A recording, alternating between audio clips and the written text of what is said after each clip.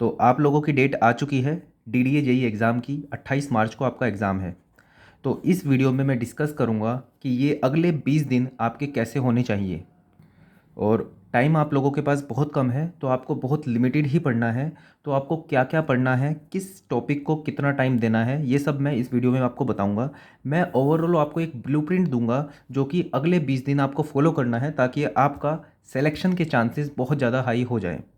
Although मैं daily task देता हूँ आपको करने के लिए, जो आपको डेली पढ़ना होता है, लेकिन जो बच्चे चाहते हैं कि उन्हें एक वीडियो में ही सब कुछ सारे टास्क मिल जाएं, तो मैं इस वीडियो के अंदर आपको लगभग सभी इंपॉर्टेंट टॉपिक्स बता दूंगा, सभी टॉपिक्स के सभी सब्जेक्ट्स के, ताकि आपको फिर से ऐसी कोई वीडियो देखने की ज़रूरत ना पड़े और आप अपनी स्ट्रेटजी खुद से बना सकें। और जो बच्चे चाहते हैं कि उनको टास्क मिले डेली, उनके लिए मैं टास्क देता ही रहूँगा। तो जल्दी से शुरू करते हैं कि आप लोगों के DDJE के एग्ज़ाम में इंग्लिश आने वाली है, एप्टी, रीजनिंग, GS, सिविल। तो पहले टाइम का डिस्ट्रीब्यूशन करते हैं कि आपके पास मान लो 10 घंटे। देखो, टाइम आप लोगों के पास बहुत कम है, तो 8 से 10 घंटे तो आपको देने ही पड़ेंगे। अगर आप कहीं काम कर रहे हैं तो छुट्टी वुट्टी लेके आ जाओ। मिनिमम 10 घंटे आपको देने पड़ेंगे ताकि सब चीज़ों को आप अच्छे से कवर कर सको। अब जैसे आप लोगों के पास अगर 10 घंटे हैं, तो 10 घंटे में से करीब 6 से 7 घंटे आपको सिविल में ही देने हैं। ठीक है, 6 घंटे, एटलीस्ट 6 घंटे आपको सिविल में देने हैं। सिविल को ही करना है, आपका जो कोर है वही करना है, क्योंकि सबसे ज़्यादा मार्क्स की यही आ रहा है। और जितना आप इसको टाइम दोगे, इसका रिजल्ट उतना ही मिलेगा। बाकी सब सब्जेक्ट में ऐसा नहीं है। तो जैसे आप 10 घंटे अगर जो आप पढ़ रहे हो, तो 6 घंटे आपको इसी को देना है। ठीक है, एप्टी में अब जैसा सिविल है, एप्टी और रीजनिंग और ज़्यादा लॉयल सब्जेक्ट्स हैं। इसका मतलब ये है कि आप इसके अंदर जितना एफर्ट करोगे, आपको उतने ही मार्क्स मिलेंगे। ऐसा GS में नहीं है, ऐसा इंग्लिश में नहीं है। यहाँ पे आपको सिलेबस सब कुछ पता है, एप्टी के कैसे क्वेश्चन आते हैं, रीजनिंग के कैसे कैसे क्वेश्चन आते हैं। आपको अगर अपना टाइम बचाना है एग्ज़ाम में, ताकि आप दूसरे क्वेश्चन में, कॉन्सेप्चुअल क्वेश्चन में टाइम दे सकें, तो आपको एप्टी और रीजनिंग बहुत अच्छे से करना होगा। तो मैं चाहूँगा कि अगर जो आप 10 घंटे दे रहे हो, 6 घंटे सिविल को, तो 1 घंटा एप्टी को दो और 1 घंटा रीजनिंग को। ऐसा इसलिए क्योंकि अगर आपके पास 10 क्वेश्चन आए एप्टी के, तो 10 के 10 सही होंगे, अगर आप डेली 1 1 घंटा दे रहे हो अगले 20 दिन तक। अगर आप इसमें कंजूसी करोगे, आप ये सोचोगे कि एप्टी और रीजनिंग मेरे बाएं हाथ का खेल है, इनको तो मैं कर ही दूंगा, बाकी सब जगह में देता हूँ टाइम, तो ऐसा हो भी सकता है कि 10 में से आपके 7 नंबर आए, 8 नंबर आए। एक एक नंबर का खेल होता है यहाँ पे। तो जो क्वेश्चन हर कोई बच्चा कर देगा, वो आपको करना आना चाहिए। उसके साथ साथ आपको टफ क्वेश्चन भी करना है। और एप्टी और रीजनिंग के ऐसे होते हैं क्वेश्चन कि अगर टफ क्वेश्चन भी आप कर सकते हो, जैसे GS है। GS के अंदर अगर टफ क्वेश्चन आ गया, तो ऐसा नहीं है कि आप ज़्यादा दिमाग लगा के इसको सोल्व कर दोगे, या तो वो होगा या नहीं होगा। लेकिन एप्टी रीजनिंग के अंदर आप दिमाग लगा के चीज़ें कर सकते हो, अगर आपने प्रैक्टिस की हुई है सभी कॉन्सेप्ट्स की। तो 1 घंटा 1 घंटा एप्टी और रीजनिंग। अब जैसे GS है, GS बहुत ज़्यादा बड़ा वास्ट है, उसके हिसाब से आपको उसके अंदर टाइम नहीं देना है। जैसे GS के अंदर हिस्ट्री होगी, जियोग्राफी होगी, पॉलिटी होगी, कल्चर होगा, सब चीज़ें हैं। तो इसका मतलब ये नहीं कि इसको टाइम ज़्यादा दिया जाएगा, इसको सिर्फ मिनिमम टाइम उतना ही दिया जाएगा जिनको जितना बाकी सब सब्जेक्ट को दिया जा रहा है, क्योंकि इसकी वेटेज उतनी है 10 मार्क्स की। लेकिन इसके अंदर ऐसा नहीं है कि आप इसके अंदर 5 6 घंटे दे दोगे तो ये आपको अलग से कुछ मार्क्स दिला देगा। ऐसा हो सकता है कि आप रोज़ पढ़ो इसको, GS को, और आपको 2 या 3 मार्क्स ही आएँ। तो इसलिए मैं आपको नहीं चाहूँगा कि आप GS को बहुत ज़्यादा तवज्जो दो। आप 1 घंटा ही दोगे इसको, मैक्सिमम 1 घंटा, 1 घंटे से ज़्यादा मत पढ़ना इसको। ऐसे ही इंग्लिश, इंग्लिश के अंदर भी मैं कुछ टॉपिक्स बताऊंगा आपको कि अगर जो आपने वो कर लिए 20 दिन तक, तो 1 घंटा भी इतना सफिशेंट होगा कि आप 7 8 से 10 नंबर भी आराम से ला सकते हो। तो क्लियर हो गया, एप्टी और रीजनिंग में कोई सवाल है ही नहीं कि आपको क्या करना है। 1 घंटा एप्टी, 1 घंटा रीजनिंग। कहाँ से करना है आपको? प्रीवियस ईयर, सबसे पहले तो प्रीवियस ईयर के सभी क्वेश्चन कर लेने हैं आपको, आज ही कर लेना। प्रीवियस ईयर के सभी एप्टी और रीजनिंग के क्वेश्चन कर लेना, उससे आपको थोड़ा सा आइडिया लग जाएगा किस लेवल के क्वेश्चन आ रहे हैं। ऑल दो TCS पेपर बना रहा है, तो थोड़ा लेवल बढ़ सकता है एप्टी और रीजनिंग का, तो आपको SSC CGL लेवल के भी क्वेश्चन प्रैक्टिस करने पड़ेंगे। तो एप्टी और रीजनिंग की प्रैक्टिस आप क्या करोगे, आप टेक्स्ट बुक के, अगर जो आपके पास सब्सक्रिप्शन होगा तो उसमें आप जाओगे और वहाँ पे CGL के प्रीवियस ईयर क्वेश्चन पेपर देखोगे। जैसे मान लो आपने SSC CGL वाला सेक्शन खोला टेक्स्ट बुक के अंदर, वहाँ पे आपके पास पेपर आएंगे, पेपर 2018 का, 2017 का, 2019 के, और उनके सबके शिफ्ट। आप क्या करोगे, कोई से भी पेपर पे क्लिक करोगे और उसको आप अटैम्प्ट करना स्टार्ट करोगे, और नीचे उसके बाद तुरंत ही उसको सबमिट कर दोगे। आपको पेपर अटैम्प्ट नहीं करना है, आपको तुरंत सबमिट कर देना है। उसके बाद उसके आप रीजनिंग वाले सेक्शन में जाओगे और एप्टीट्यूड वाले सेक्शन में जाओगे। रीजनिंग के क्वेश्चन ट्राई करने स्टार्ट करोगे वहाँ पे, और एप्टीट्यूड के क्वेश्चन ट्राई करने स्टार्ट करोगे। ठीक है, तो ये आपकी स्ट्रेटजी रहेगी रीजनिंग एंड एप्टीट्यूड के लिए। आपके पास कोई बुक होगी तो बहुत अच्छी बात है, क्योंकि बुक से करोगे तो ज़्यादा क्वेश्चन ट्राई कर पाओगे 1 घंटे के अंदर। तो एप्टी और रीजनिंग ये आपको टाइम बाउंडेड तरीके से करना है, डेली 1-1 घंटा तो करना ही है। अगर आप बहुत अच्छे हैं एप्टीट्यूड रीजनिंग में तब भी आपको 1-1 घंटा देना है इसको, ताकि आपका टाइम बच सके वहाँ पर। ऑल्दो टाइम की दिक्कत नहीं आने वाली है, क्योंकि 2 घंटे में 120 क्वेश्चन कोई ऐसी ज़्यादा बड़ी बात नहीं है, लेकिन फिर भी एक्यूरेसी ताकि आपकी हार्म ना हो, इसलिए आपको डेली प्रैक्टिस करना है। तो एप्टी एंड रीजनिंग ख़त्म। आगे चलते हैं सिविल के। मैं आपको टॉपिक्स बताऊंगा सभी के सभी जो आपको सबसे पहले कर लेने हैं। जैसा पेपर पहले आया हुआ है वो बहुत वन लाइनर टाइप का एग्ज़ाम था, और उसमें ऐसा कुछ था कि जस्ट आपको सभी चीज़ें ऊपर ऊपर से भी पता है तो आप उसके अंदर फुल मार्क्स ला सकते हो। थोड़ा पैटर्न चेंज भी हो सकता है, लेकिन हमें क्या किस तरह से तैयारी करनी होती है, हमें तैयारी करनी होती है PYQ बेस पे, कि जैसा PYQ है पहले हम वो चीज़ करेंगे और उसके बाद फिर हम कुछ नई चीज़ ट्राई करेंगे। तो पहले जो हमारे सामने है डेटा उसके अकॉर्डिंग चलेंगे, और उसके बाद फिर एक लेवल अप करके हम नए तरह की तैयारी स्टार्ट करेंगे। तो पहले मैं ये बताऊंगा कि ये कैसे करना है, और उसके बाद लेवल अप कैसे करना है वो भी मैं आपको बताऊंगा। तीसरे नंबर पे आते हैं सिविल के। अभी मैं टॉपिक्स बताऊंगा 1 to मतलब जितने भी सॉइल के, सोम के, स्ट्रक्चर के, या फिर जो भी टॉपिक है जो मुझे लगा प्रीवियस ईयर को सभी को एनालाइज किया मैंने कि बार बार पूछे गए हैं, तो उनके मैं टॉपिक बताऊंगा आपको, और उनके टॉपिक्स चैप्टर्स बताऊंगा, और उनके टॉपिक्स भी बताऊंगा मैं आपको कि कौन कौन से करने जरूरी है। सबसे पहले अब इंग्लिश पे आ जाते हैं। एप्टी हो गया, रीजनिंग हो गया, इंग्लिश पे आते हैं। इंग्लिश में मैंने देखा कि लेवल कुछ ज़्यादा बड़ा नहीं है इंग्लिश में, बस एग्ज़ाम में एग्जामिनर को बस एक एक बेसिक समझ चाहिए कि आपको बेसिक समझ है इंग्लिश की या नहीं। वही चीज़ें रिपीट हुई हैं बार बार, कि जैसे स्पेलिंग, सिनोनिम्स, एंटोनिम्स, इडियम्स। ठीक है, और जंबल सेंटेंसेस को सही करना, मतलब ये बेसिक समझ से आपका हो जाएगा। ठीक है, और सेंटेंस को करेक्ट करना, तो ये सब चीज़ें पूछी गई है। पैसिव वॉइस भी पूछी गई है, तो पैसिव वॉइस पूछी गई है। डायरेक्ट इनडायरेक्ट नहीं पूछा गया है, लेकिन डायरेक्ट इनडायरेक्ट भी करना पड़ेगा आपको, क्योंकि पैसिव पूछा गया है तो डायरेक्ट इनडायरेक्ट भी पूछा जा सकता है। तो ये सब आपको करना है। तो किस तरह से आप करोगे, इसके अंदर आपका ब्लूप्रिंट क्या रहेगा डेली का। तो आप लोगों की इंग्लिश की अप्रोच क्या रहेगी, तो सबसे पहले तो आज ही जाके passive and direct indirect, passive voice, direct indirect, इन दोनों को अच्छे से इनके कॉन्सेप्ट पढ़ लेना, और साथ में इनको रेडी भी कर लेना इनके क्वेश्चन प्रैक्टिस करके। दूसरे नंबर पे आप क्या करोगे, डेली आपकी प्रैक्टिस क्या होनी चाहिए। देखो इंग्लिश के अंदर जैसे मान लो आप सिनोनिम्स पढ़ रहे हो, तो गारंटी नहीं है कि जो आपने 500 सिनोनिम्स भी पढ़ लिए तो आपका उसमें से ही वो क्वेश्चन आ जाएगा, ऐसी कोई चांस नहीं है। लेकिन आपको क्या करना है कि आपको वो क्वेश्चन करने हैं जो पूछे जा चुके हैं, मतलब PYQs आपको करने हैं। जो सिनोनिम्स बार बार पूछे गए हैं उनको करना है बार बार। क्या जो भी SSC CGL में या फिर DDA में या फिर कहीं और आया है, आप सीधा प्रीवियस ईयर आप SSC CGL के पेपर में जाओगे जो आपने सबमिट किया था अभी। ठीक है, उसके अंदर आप स्पेलिंग के, सिनोनिम्स के, एंटोनिम्स के, ईडियम्स के, ठीक है, और जंबल सेंटेंसेस, ठीक है, ये क्वेश्चन देखोगे। अच्छा, अभी इनसे अलग जैसे एडजेक्टिव, नाउन, प्रोनाउन, कंजक्शन, ठीक है, ये सब जो आपके होते हैं, तो ये पूरे चैप्टर्स आपको पूरे पढ़ने पड़ेंगे, तब जाके उसके अंदर आपकी समझ डेवलप होगी, तब आप उसके क्वेश्चन कर पाओगे।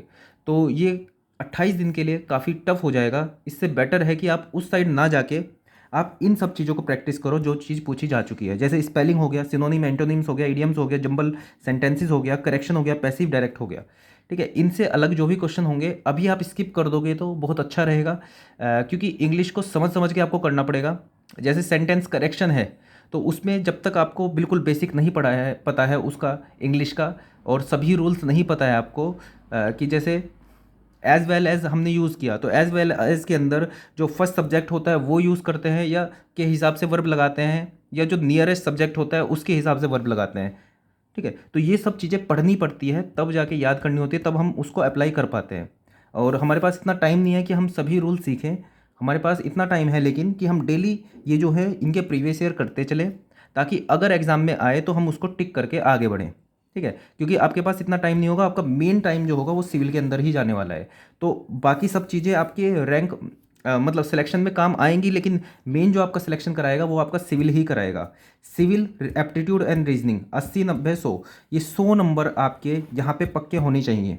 ठीक है। तो इन 100 नंबर पे आपको वर्क करना है। ये इंग्लिश आप बस अलग से कर रहे हो ताकि आपको 5-6 नंबर एक्स्ट्रा मिल जाए। 5-6 नंबर भी नहीं, इंग्लिश के अंदर आप इसलिए कर रहे हो क्योंकि जो बहुत ईजी क्वेश्चन है वो हर बच्चा कर देगा, वो आपसे गलत नहीं होना चाहिए। आप सिर्फ इंग्लिश इसलिए पढ़ रहे हो।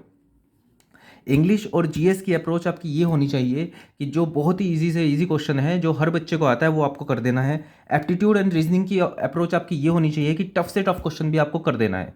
तो इस अप्रोच से चलोगे तो दिमाग पे लोड भी नहीं पड़ेगा और मार्क्स भी आपके ज़्यादा ही आएंगे। ठीक है। तो इंग्लिश की अप्रोच आपकी ये रहेगी। Passive and direct, direct indirect आप अभी देखोगे और इसके क्वेश्चन प्रैक्टिस करोगे।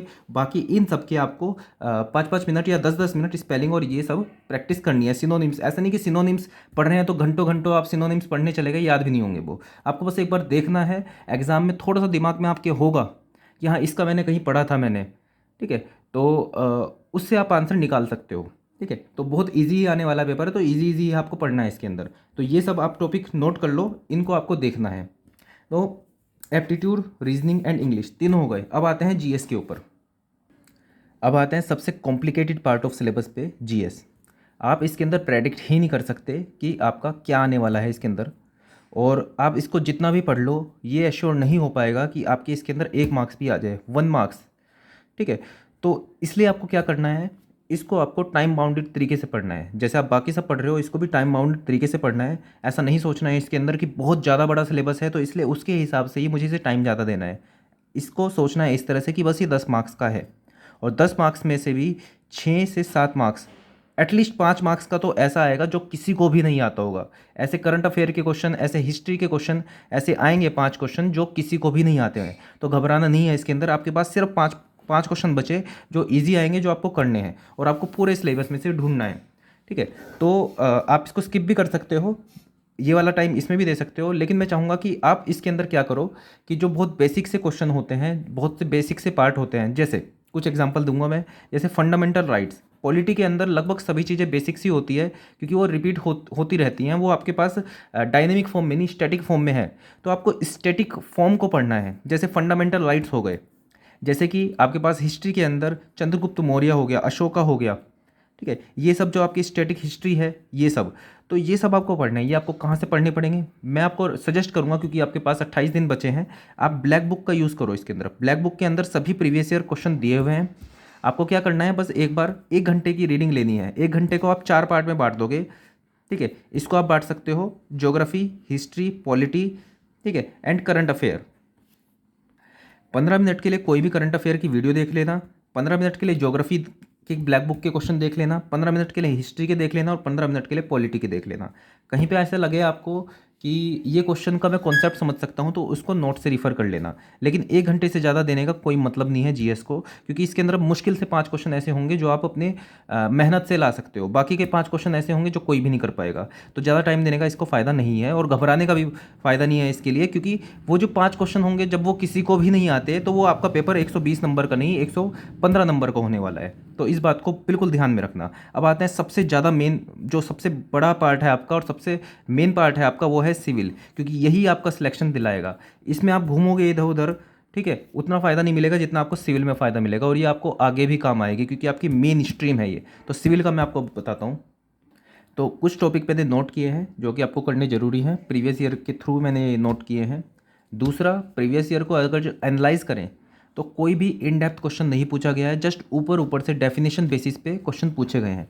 ऐसा नहीं है कि बिल्कुल ऐसा ही पेपर आएगा या फिर वन लाइनर आएगा या बिल्कुल बेसिक ही आएगा। न्यूमेरिकल्स भी आ सकते हैं, क्योंकि टाइम काफ़ी मिलेगा आपको, तो न्यूमेरिकल भी आ सकते हैं। लेकिन अभी जैसा पेपर आया हुआ है उसके हिसाब से पहले आपको पढ़ना है, फिर उसके बाद इन डेप्थ नॉलेज चाहिए। तो मतलब जो मैं आपको टॉपिक दे रहा हूँ इन सब को आपको एटलीस्ट ऊपर ऊपर से देख लेना है। जैसे कि आपने आपकी जो हैंडबुक होती है वो पढ़ ली, तो मैं आपको टॉपिक बताता हुआ चलता हूँ और साथ में बताता हूँ कि इसमें से एटलीस्ट ये तो कर लेना। तो स्टार्ट करते हैं। जैसे शैलो फाउंडेशन, शैलो फाउंडेशन के अंदर से आपको टेरज़ागी की जो अजम्पशन है प्लस उसके जो फॉर्मूले बन के आते हैं क्यू अल्टीमेट के, बियरिंग प्रेशर के, वो देख लेने हैं। थोड़ा सा प्लेट लोड टेस्ट देख लेना है आपको। लगभग इतने से चल जाएगा आपका काम, एटलीस्ट इतना ज़रूर देख लेना है। कंपास सर्वे के अंदर बियरिंग कैसे निकालते हैं, लोकल अट्रैक्शन कैसे सही करते हैं, ये सब आपको देख लेना है। डायनेमिक्स जिसके अंदर बर्नौली थ्योरम जो होती है उसके एजम्पशन देख लेने हैं, कैसे अप्लाई हो रही है वो देख लेना है। ज़रूरी नहीं आप उसके न्यूमेरिकल करो, लेकिन आपको steady flow, uniform flow, non uniform flow, इन सब चीज़ों की जानकारी होनी चाहिए। कंक्रीट पूरा चैप्टर पढ़ना है, इन डेप्थ पढ़ना है, कहीं से भी कुछ भी क्वेश्चन पूछा जा सकता है, कोई भी स्पेसिफिकेशन के ऊपर क्वेश्चन पूछा जा सकता है। जो मैं स्टार कर रहा हूँ उनको तो बिल्कुल डेप्थ, इन डेप्थ क्वेश्चन मतलब पढ़ना है आपको। सीमेंट इन डेप्थ पढ़ना है आपको, बहुत अच्छे से पढ़ना है। Pump and turbine, pump and turbine के अंदर आपको बस बेसिक चीज़ें चाहिए, जैसे आपको स्पेसिफिक स्पीड पढ़ लेनी है पंप और टरबाइन की, ठीक है। सर्ज टैंक क्या होता है, एयर वेजल क्या होता है, ठीक है। तो जो बेसिक बेसिक क्वेश्चन है इसके लिए आप क्या करोगे, देखो बेसिक क्वेश्चन के लिए आप क्या करोगे, कहीं वाई सी टी ए या फिर वाई सी टी जेई की प्रीवियस ईयर क्वेश्चन उठा लेना, और उसके आपको जो लग रहा है बेसिक बेसिक से क्वेश्चन है वहाँ से बस क्वेश्चन देख लेना और उनको समझ लेना। जैसे स्पेसिफिक स्पीड के क्वेश्चन हो गए, या फिर किस स्पेसिफिक स्पीड पे कौन सा टरबाइन होता है, कौन सा पंप होता है, हाई हेड के लिए कौन सा टरबाइन यूज़ होता है, लो हेड के लिए कौन सा टरबाइन यूज़ होता है, कुछ इस टाइप के क्वेश्चन आपको देखने हैं। ऐसा नहीं है कि सिर्फ यही पूछा जाएगा, इन डेप्थ क्वेश्चन भी पूछा जा सकता है, लेकिन अगर आपने इतना आसान क्वेश्चन गलत कर दिया मतलब आप कंपटीशन से बाहर हो गए। इन डेप्थ क्वेश्चन किसी को आता होगा, किसी को नहीं आता होगा, उससे कंपटीशन पे उतना असर नहीं पड़ेगा, लेकिन आपको बेसिक पता होना चाहिए। प्लेट गर्डर, प्लेट गर्डर के अंदर जो स्पेसिफिकेशन होती है कि स्टिफनर्स कौन कौन से किस किस तरह के होते हैं, हॉरिजॉन्टल स्टिफनर्स कब लगाते हैं, वर्टिकल स्टिफनर कब लगाते हैं, कहाँ पे लगाते हैं प्लेट, अगर पॉइंट लोड है तो कौन सा स्टिफनर लगाएंगे, ठीक है। स्पेसिंग कितनी होती है, ये जो बेसिक स्पेसिफिकेशन है ये भी आपको प्रीवियस ईयर के थ्रू मिल जाएगी, यहाँ से आप देख लेना। सोम का जो पहला चैप्टर है इन डेप्थ आपको पढ़ना है, उसकी हर एक चीज़ स्पेसिफिकेशन, हर एक फैक्ट याद करना है आपको। सोम का पहला chapter properties of material type का होगा, उसके अंदर जो माइल्ड स्टील का ग्राफ होता है, म्यू होता है, ई जी के बीच में रिलेशन होता है, ये सब आपको पढ़ना है। इसके अंदर जो प्रॉपर्टी होती है, हार्डनेस की होती है, रेजिलेंस होता है, टफनेस होता है, ये सब आपको पढ़ना है। सोम का पहला चैप्टर इन डेप्थ पढ़ना है आपको। थ्योडलाइट इन डेप्थ पढ़ना है, थ्योडलाइट के पार्ट्स क्या क्या होते हैं, इसके अंदर करेक्शन क्या क्या होते हैं, इसके अंदर टेम्पररी करेक्शन क्या होते हैं, एडजस्टमेंट क्या होती हैं, कौन कौन सी इसके अंदर प्रिंसिपल लाइंस होती है, इन डेप्थ पढ़ना है आपको थ्योडलाइट। डिफ्लेक्शन वाले चैप्टर के अंदर आपको इन डेप्थ नहीं पढ़ना, आपको लगभग इतनी चीज़ें पता होनी चाहिए कि आपके पास डिफरेंट टाइप ऑफ बीम्स हैं, डिफरेंट टाइप्स ऑफ लोडिंग है, ठीक है, डिफरेंट टाइप ऑफ लोडिंग है, आपको स्लोप और डिफ्लेक्शन इन दोनों की वैल्यू पता होनी चाहिए, सेंटर पे या फिर कॉर्नर पे अगर कैंटिलीवर है तो इस टाइप के क्वेश्चन आपको देख लेने हैं। उसके बाद S F D and B M D, इसको आपको इन डेप्थ पढ़ना है। इन डेप्थ इसलिए क्योंकि इसके बहुत बेसिक से क्वेश्चन आते हैं, और जैसे आपसे पूछ लिया जाएगा कि बेंडिंग मोमेंट मैक्सिमम कहाँ पे होता है, तो आप बोलोगे शेयर फोर्स जीरो होती है, वो कैसे होगा, d m by d x is equal to v, जहाँ पे वी जीरो होगा तो d m by d x maximum होगा, ठीक है। सॉरी, वी जीरो होगा तो d m by d x zero होगा, मतलब एम जो होगा मैक्सिमम होगा, ठीक है। तो इस टाइप के बेसिक क्वेश्चन आएंगे, तो S F D B M D भी आप थोड़ा डेप्थ में पढ़ लेना। उसका beam and slab R C C के जो चैप्टर्स हैं, इनके जो ज़रूरी है वो है आई एस कोड। इनके आई एस कोड के सभी स्पेसिफिकेशन, जैसे mild severe, mild moderate severe very severe extreme, इनके अंदर वाटर कंटेंट कितना होता है, इनके अंदर आपके पास सीमेंट कंटेंट कितना होता है, और नॉमिनल कवर कितना होता है, स्लैब में कितना नॉमिनल कवर लेते हैं, ठीक है। ये सब चीज़ें, कौन कौन सी कंक्रीट हम यूज़ करते हैं, आरसीसी में कौन सा करते हैं, प्लेन में कौन सा करते हैं, जो आईएस कोड की स्पेसिफिकेशन है वो आपको प्रीवियस ईयर क्वेश्चन से मिल जाएंगे, तो बीम और स्लैब के जरूर करने हैं आपको। Next topic classification of soil. Classification of soil के अंदर आपको पता होना चाहिए कि आपको ग्रेवल और सैंड को आप कैसे डिस्टिंग्विश करते हो, किस केस में हम ग्रेवल बोलते हैं, किस केस में हम सैंड बोलते हैं। जैसे 4.75 मिलीमीटर सीव से जो पास हो जाता है, अगर 50% ज़्यादा पास हो गया तो मतलब आपका वो सैंड होगा, नहीं तो ग्रेवल होगा। अब इसके अंदर भी हम CU और CC की वैल्यू देखते हैं कि ये वेल ग्रेडेड है या नहीं है, उसके लिए उसके बाद देखते हैं परसेंटेज फाइन कितने हैं। अगर परसेंटेज फाइन 50% ज़्यादा निकल गए तो वो क्लेई सॉइल हो जाएगी, क्लेई या सिल्टी हो जाएगी, क्ले या सिल्ट हो जाएगी। तो उसके लिए हम आगे एक ग्राफ ड्रॉ करते हैं IP का और WL का, ठीक है, WL और IP का। तो ये आपको देखना है, ठीक है, इन डेप्थ पढ़ लेना है इसको, छोटा सा ही चैप्टर है।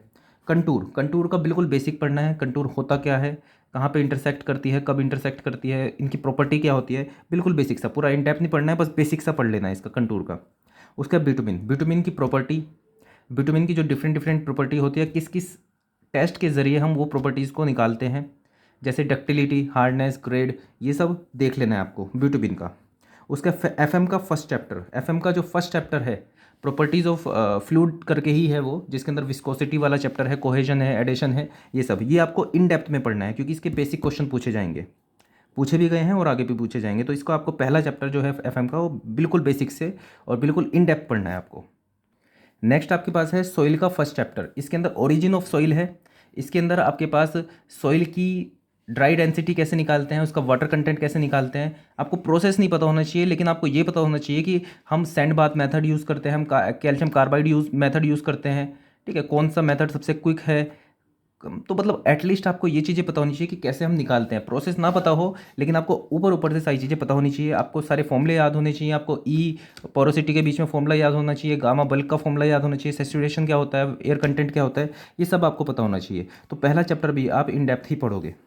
उसका टेबल सर्वे के अंदर 4 चीज़ें होती हैं, 4 तरह के टेबल सर्विंग के अंदर मेथड होते हैं, उनको देख लेना, ठीक है। बस ऊपर ऊपर से देखना है, ऐसे नहीं कि आप उसके अंदर पूरा बिल्कुल इन डेप्थ जाके पढ़ो, बस ऊपर ऊपर से पढ़ लेना। और इसको आप PYQ से कर सकते हो। ऊपर ऊपर से आप PYQ देख लोगे तो आपका टेबल सर्वे कंप्लीट हो जाएगा।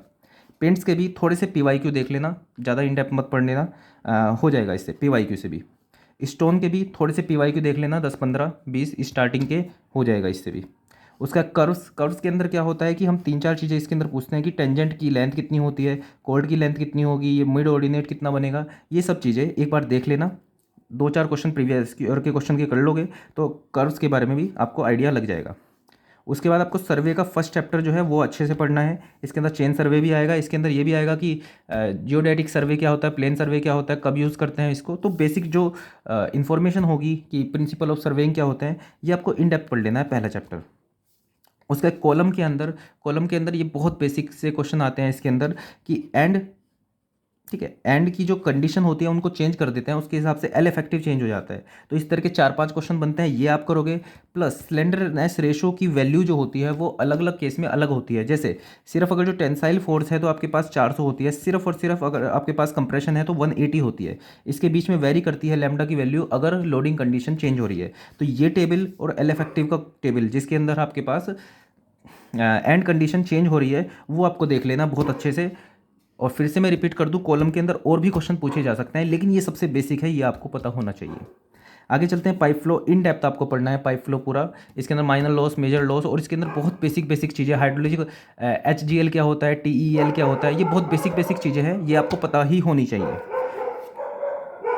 तो BMC में आप सीमेंट एंड कंक्रीट पढ़ चुके हो। एग्रीगेट एक चैप्टर आता है, उसको भी आप अच्छे से कर लेना, ये भी इसके बेसिक क्वेश्चन आ जाते हैं। आगे चलते हैं, कॉम्पैक्शन, सॉइल का चैप्टर आता है कॉम्पैक्शन, इसमें भी बहुत बेसिक क्वेश्चन पूछे जाते हैं, इसको भी इन डेप्थ आपको पढ़ लेना है। आगे चलते हैं, OCF के अंदर कुछ पार्ट्स इंपॉर्टेंट हैं, और OCF को आपको जस्ट ऊपर ऊपर से टच करना है, आपको इन डेप्थ नहीं जाना है। जैसे मोस्ट एफिशिएंट सेक्शन इस टाइप की कि ट्रेपेजॉइड होता है, उसकी हाइड्रोलिक रेडियस कितनी होती है, रेक्टेंगल की कितनी होती है, ट्रायंगल की कितनी होती है, ठीक है। और आपके पास क्रिटिकल डेप्थ का फॉर्मूला क्या होता है, स्पेसिफिक एनर्जी क्या होती है, तो ये सब आपको देख लेना है। और यूनिफॉर्म फ्लो के अंदर आपको ये ग्राफ आना चाहिए कि इसके अंदर यहाँ पे हमारे पास y1 आता है, y2 आता है, तो ये बहुत बेसिक से इनके ऊपर क्वेश्चन पूछे जा सकते हैं, तो आपको ये देख लेना है। हाइड्रोलिक जंप के अंदर सिंपल चीज़ें पता होनी चाहिए कि हाइड्रोलिक जंप किस किस प्रोफाइल में बनते हैं, कि जब आपके पास यहाँ पे हॉरिजॉन्टल, जब आपके पास स्टीप से आपके पास हॉरिजॉन्टल आ जाता है तब आपके पास हाइड्रोलिक जंप बन सकती है। तो मतलब ये बहुत बेसिक, और इसको आपको नोट्स के थ्रू नहीं, आपको प्रीवियस ईयर क्वेश्चन के थ्रू पढ़ना पड़ेगा, क्योंकि नोट्स के थ्रू पढ़ोगे तो आप बहुत लंबा पड़ जाएगा आपको OCF पढ़ना। आप क्या करोगे, इसके अंदर सीधा प्रीवियस ईयर क्वेश्चन देखोगे, YCT AE से या फिर JEE से या फिर SSC JEE से। उसके बाद आगे चलते हैं, स्लो सैंड फिल्टर और रैपिड सैंड फिल्टर, इनकी स्पेसिफिकेशन जरूर देख लेना कि D10 कितना होता है, CU कितना होता है इन दोनों के अंदर, ठीक है, डिफरेंस क्या होता है, रैपिड सैंड फिल्टर के अंदर दिक्कतें क्या क्या आती है, ठीक है, इनके जो प्रिंसिपल होते हैं वर्क करने के, वो सब देख लेने आपको। नेक्स्ट है कंसोलिडेशन को भी आप इन डेप्थ ना पढ़ के ऊपर ऊपर से पढ़ो। ऊपर से पढ़ने का मतलब आप सीधा इसके प्रीवियस ईयर क्वेश्चन के थ्रू भी जा सकते हो। आगे चलते हैं, BOD को देख लेना कि BOD होता क्या है, कैसे कैलकुलेट करते हैं, ठीक है, इसके बारे में थोड़े से इसके टेस्ट वेस्ट ये भी आप प्रीवियस ईयर क्वेश्चन से देख सकते हो।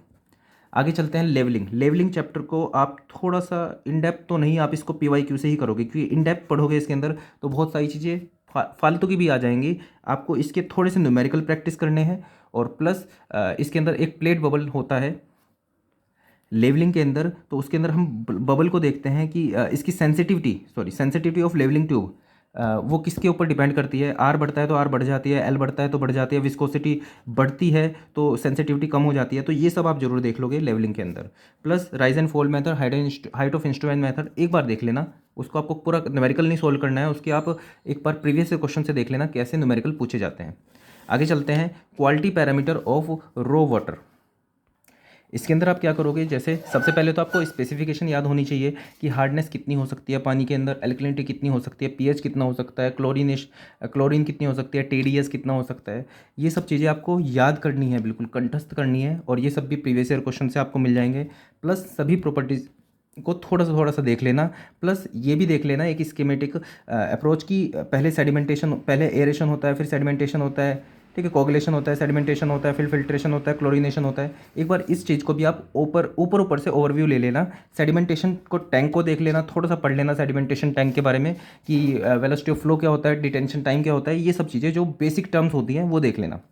अर्थ प्रेशर की भी आप एजम्पशन देख लेना कि कोलम ने क्या एजम्पशन दी, ठीक है, और जो दूसरे थे उन्होंने क्या एजम्पशन दी, तो ये देख लेना। और थोड़ा सा आप इसका एक बहुत बेसिक सा न्यूमेरिकल जरूर कर लेना एक्टिव अर्थ प्रेशर का, कि एक्टिव के केस में के जो होता है 1-sin5/1 +sin5 होता है, मतलब इस टाइप के बेसिक क्वेश्चन जरूर देख लेना। हार्डली जंप हो ही गया। और shear strength of soil, shear strength of soil काफ़ी टफ चैप्टर में ऐसे आ जाता है, अगर आपने नहीं पढ़ा है उसको तो उसके बस बेसिक क्वेश्चन देखने हैं आपको, ये भी आप PYQ से कर सकते हो। तो जो PYQ से करने हैं वो मैंने आपको बता दिए, और जो आपको इन डेप्थ पढ़ने हैं उनके भी PYQ करने हैं आपको, लेकिन उनको पहले आपको इन डेप्थ चैप्टर से ही, आपको नोट से ही पढ़ना पड़ेगा। तो ये था मेरा एनालिसिस पूरा DDA JEE के लिए। इनके अलावा भी बहुत चैप्टर हैं जो आपको करने पड़ेंगे सिविल के, लेकिन सबसे पहले आप इन सब चैप्टर्स को अप्रोच करोगे। शुरू के 4-5 दिन में, 6-7 दिन में भी, पहले हफ्ते में एटलीस्ट इन सबको ख़त्म कर लेना। और उसके बाद आपको क्या करना है, आप अपनी हैंडबुक का भी सहारा ले सकते हो इसके लिए, कि हैंडबुक को एक बार ऊपर से रीड कर लो। उतना भी जितना प्रीवियस ईयर क्वेश्चन में पूछा गया, प्रीवियस ईयर क्वेश्चन को आप अप्रोच कर सकते हो सिर्फ हैंडबुक से भी। तो आप ये सब पढ़ोगे, लेकिन आपको तैयार रहना है एक टफ पेपर के लिए भी। टफ पेपर कब बनता है, जब प्रीवियस ईयर क्वेश्चन से अलग आ जाता है। तो आपको कॉन्सेप्ट भी अपने क्लियर करने हैं, लेकिन पहली अप्रोच यही होनी चाहिए कि ये सब आप कर लो। तो पहले आप ये सब करोगे और उसके बाद फिर आप सीधा PYQ पे जंप करोगे। आप SSC JEE के PYQ कर सकते हो इसके लिए, क्योंकि लेवल लगभग सेम रहेगा दोनों का। तो आप SSC JEE के PYQ लास्ट से स्टार्ट कर सकते हो, फर्स्ट की तरफ चल सकते हो। तो जो आपका लेटेस्ट SSC JEE का पेपर आया है उससे आप पहले की तरफ चल सकते हो, इतनी आपकी तैयारी सही रहेगी। दूसरा, आपको टेस्ट सीरीज़ लेनी पड़ेगी DDA JEE की, और जैसा पैटर्न है उसके अकॉर्डिंग आपको लगभग ऑल्टरनेटिव डेज पे टेस्ट देने पड़ेंगे। 3 से 4 दिन में आप एक टेस्ट दे सकते हो इसका। सो ऑल द बेस्ट आप सभी को। बाकी जो बच्चे टास्क के थ्रू कर रहे हैं चीज़ें, जैसे टास्क मैं दे रहा हूँ आपको, तो आप लोगों का आज टास्क 6 रहेगा। और जैसे कि मैंने इस स्ट्रेटेजी में बता दिया आपको कि आपको एप्टीट्यूड, रीजनिंग, इंग्लिश और GS कैसे पढ़नी है, तो अब मैं आपको उन सबको टॉपिक को नहीं देके, क्योंकि मैंने उनका बता दिया कि आपको कैसे पढ़ना है। जैसे इंग्लिश है, इंग्लिश मैंने आपको बता दिया कि आपको 10 मिनट, ठीक है, 5-10 मिनट स्पेलिंग पढ़नी है, सिनोनिम थोड़े से करने हैं, 10 सिनोनिम्स करने हैं, 10 एंटोनिम करने हैं, 10 इडियम्स करने हैं, प्रीवियस ईयर से करने हैं, जंबल सेंटेंसेस आपको प्रीवियस ईयर से करने हैं। तो इंग्लिश के मैं आपको अभी अलग से नहीं दे रहा हूँ, क्योंकि आपके पास टाइम कम है। तो आपको इन सबको बस डेली पढ़ना है, अपनी आंखों के सामने से निकालना है। तो FT रीजनिंग भी ऐसे ही हो गया, और GS भी जो है आपको ब्लैक बुक से प्रीवियस ईयर से ही करना है। तो अभी मैं इन सब का नहीं देके आपको सिर्फ सिविल के टॉपिक दूंगा, और इनको आपको कंप्लीट करने हैं। तो आज आपका सिविल का जो टॉपिक रहेंगे टास्क 6 में, वो रहेगा आपको कंक्रीट पूरा पढ़ना है। दूसरा, आपको FM का फर्स्ट चैप्टर पूरा का पूरा पढ़ना है। और तीसरा, आपको थियोडोलाइट, ठीक है, और इसके साथ एक कोई छोटा चैप्टर प्लेट गर्डर, ठीक है। तो आपको टास्क 6 के अंदर कंक्रीट पूरा पढ़ना है, FM का पहला चैप्टर पूरा पढ़ना है, साथ में इसके प्रीवियस ईयर क्वेश्चन करने हैं, थियोडोलाइट के प्रीवियस ईयर क्वेश्चन से आपको पूरा थियोडोलाइट सीखना है, और चौथा, प्लेट गर्डर के प्रीवियस ईयर क्वेश्चन देखने हैं। उसके अंदर आपको देखना है कि जो आपके पास स्टिफनर्स होते हैं कौन कौन से होते हैं, कब यूज़ करते हैं उनको। तो आपका टास्क 6 आज ये रहेगा। सभी टास्क करते रहोगे तो तैयारी हो भी जाएगी और सिलेक्शन भी हो जाएगा। और आप अपने टास्क बनाना चाहते हो तो ये मैं आपको पूरा ब्लूप्रिंट दे दिया है, आप इसके थ्रू भी टास्क बना सकते हो। सो ऑल द बेस्ट आपको आपके एग्जाम के लिए। मैं ऐसे ही टास्क देता रहूँगा आपको, ताकि आपकी तैयारी होती रहे। So that's all for this video. Thank you.